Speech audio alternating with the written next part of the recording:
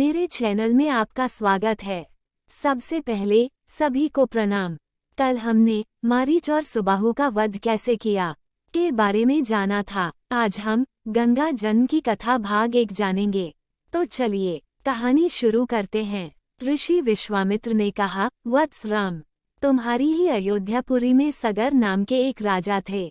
वे पुत्रहीन थे। सगर की पटरानी का नाम केशिनी था, जो कि विदर्भ प्रांत के राजा की पुत्री थी। केशिनी रूपवती, धर्मात्मा और सत्यप्रायण थी। सगर की दूसरी रानी का नाम था सुमति, जो राजा अरिष्टनेमि की कन्या थी।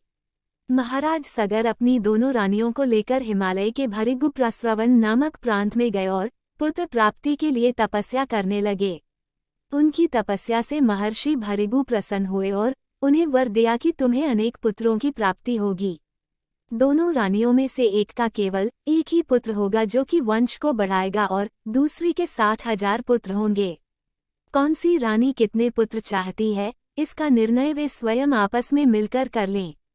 केशिनी ने वंश को बढ़ाने वाले एक पुत्र की कामना की और गरुड़ की भगिनी सुमति ने 60,000 बलवान पुत्रों की। कुछ काल के पश्चात रानी केशिनी ने असमना नामक पुत्र को जन्म दिया। रानी सुमति के गर्भ से एक तूंबा निकला, जिसे फोड़ने पर छोटे छोटे 60,000 पुत्र निकले। उन सबका पालन पोषण घी के घड़ों में रखकर किया गया। तारांकन कालचक्र व्यतीत होते गया और सभी राजकुमार युवा हो गए। सगर का ज्येष्ठ पुत्र असमना बड़ा दुराचारी था और उसे नगर के बालकों को सरयू नदी में फेंककर उन्हें डूबते हुए देखने में बड़ा आनंद आता था। इस दुराचारी पुत्र से दुखी होकर सगर ने उसे अपने राज्य से निर्वासित कर दिया। असमना के अंशुमान नाम का एक पुत्र था। अंशुमान अत्यंत सदाचारी और पराक्रमी था। एक दिन राजा सगर के मन में अश्वमेघ यज्ञ करवाने का विचार आया। शीघ्र ही उन्होंने अपने इस विचार को कार्यरूप में परिणत कर दिया। राम ने ऋषि विश्वामित्र से कहा, गुरुदेव, मेरी रुचि अपने पूर्वज सगर की यज्ञ गाथा को विस्तार पूर्वक सुनने में है, अतः कृपा करके इस वृतांत को पूरा सुनाइए। राम के इस प्रकार से जिज्ञासा व्यक्त करने पर ऋषि विश्वामित्र प्रसन्न होकर कहने लगे, राजा सगर ने हिमालय एवं विंध्याचल के बीच की हरितिमायुक्त भूमि पर एक विशाल यज्ञ मंडप का निर्माण करवाया। फिर अश्वमेघ यज्ञ के लिए श्यामकर्ण घोड़ा छोड़कर उसकी रक्षा के लिए पराक्रमी अंशुमान को सेना के साथ उसके पीछे पीछे भेज दिया। यज्ञ की संभावित सफलता के परिणाम की आशंका से भयभीत होकर इंद्र ने एक राक्षस का रूप धारण किया और उस घोड़े को चुरा लिया। घोड़े की चोरी की सूचना पाकर सगर ने अपने 60,000 पुत्रों को आज्ञा दी कि घोड़ा चुराने वाले को पकड़कर या मारकर घोड़ा वापस लाओ।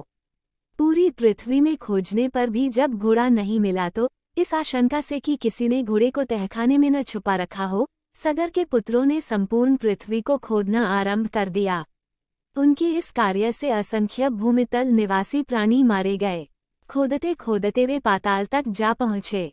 उनके इस नृशंस कृत्य के विषय में देवताओं ने ब्रह्मा जी को बताया तो ब्रह्मा जी ने कहा कि ये राजकुमार क्रोध एवं मद में अंधे होकर ऐसा कर रहे हैं।